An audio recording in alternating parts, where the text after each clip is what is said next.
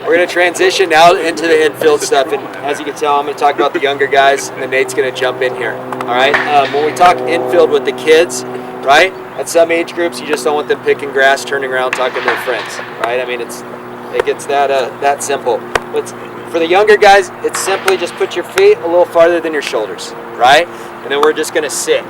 Okay, we're going to lower our butts. All right, we're going to sit down. I always go with the alligator mouth with the glove. Okay, we want the alligator mouth down, right? So now you're going to have a bunch of kids just sitting there like this, right? And then we just start simply rolling the ball. So if Nate's going to, that one? Yep. The thing is, and I think Mike or someone we were talking about, their attention span is so short, right? So we don't want to be long when we explain it. So it's simple, like guys, feet shoulder width apart or a little farther. We're going to sit our butts down, almost like we're sitting in a chair. Alligator mouth out, right? Rolls it, and we funnel to our belly button, okay? And then you're going to see naturally once they funnel, their feet are going to come into place, okay? To turn to throw. When you talk about infield, again, guys, I mean, I wouldn't get too complicated worrying about teaching a 6-year-old how to backhand a ball. I mean, if they're going to get in front of a baseball, that is a great job.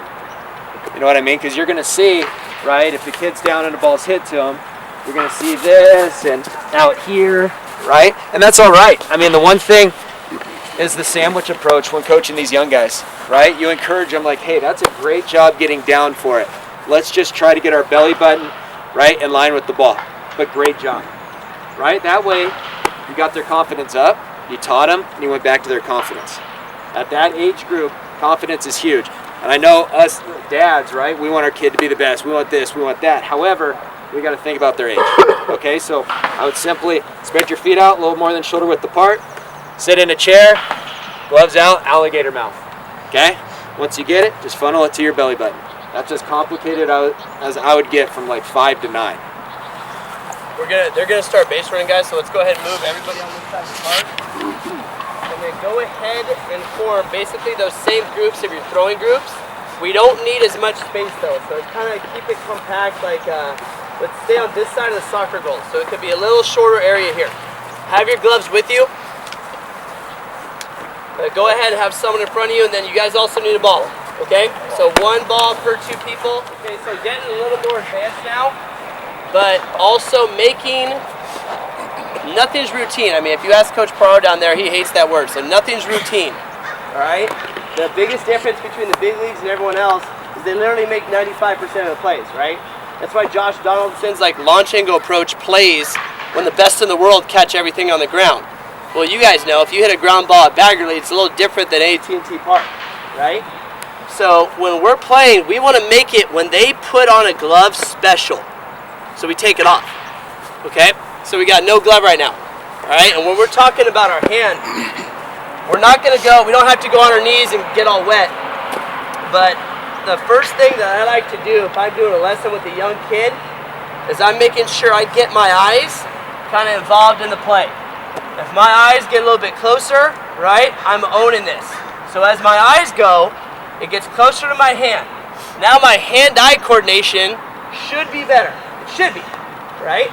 Now again, now you're thinking about the younger kid maybe getting hit in the face, the type of ball. Always check the ground, right? Always just make sure that that field looks nice.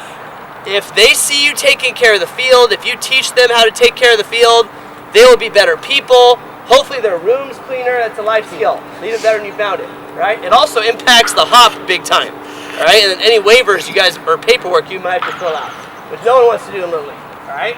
So if we're talking our glove hand right now, right, I want to make sure that I'm not creating a ramp to my face, all right? So we want to make sure that my hand, all right, is open and I kind of have some dirt in my fingertips.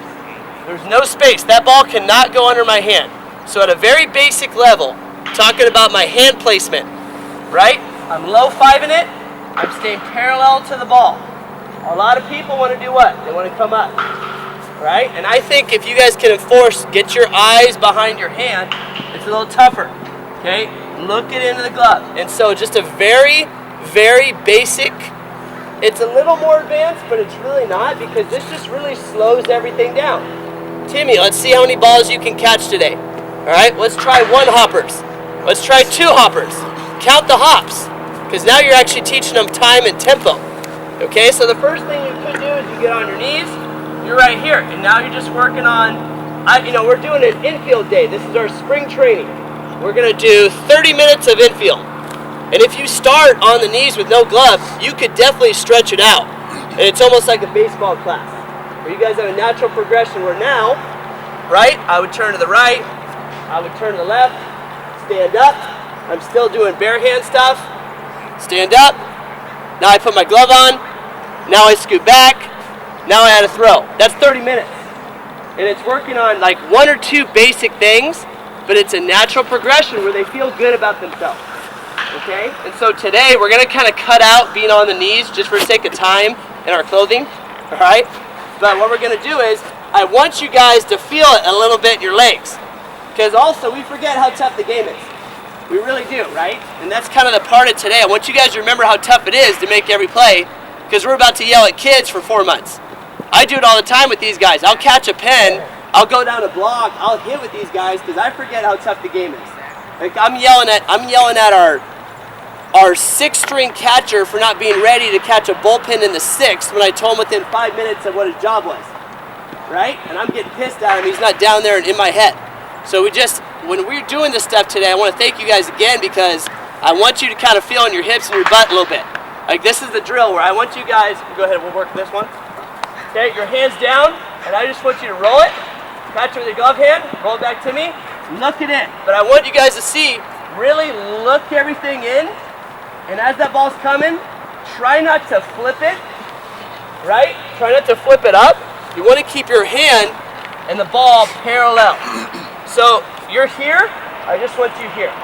Less is more, okay? Less is more. And the more you're engaged with your legs, the stronger your legs are, the more this loosens up, okay? It's like when you're swinging. If you can hear that sound, your legs and your hips are working. If you can't hear it, you're tight as all hell, right? And you're just swinging like this. You got nothing underneath, all right? So this is gonna be about 1.5 minutes of just this, back and forth, but really work to get your hand down and to get your eyes engaged in this drill. Just big time, there, transfer. That's all we're doing, catch it clean. Catch it clean, that's the verbiage, all right? 1.5 minutes, no glove.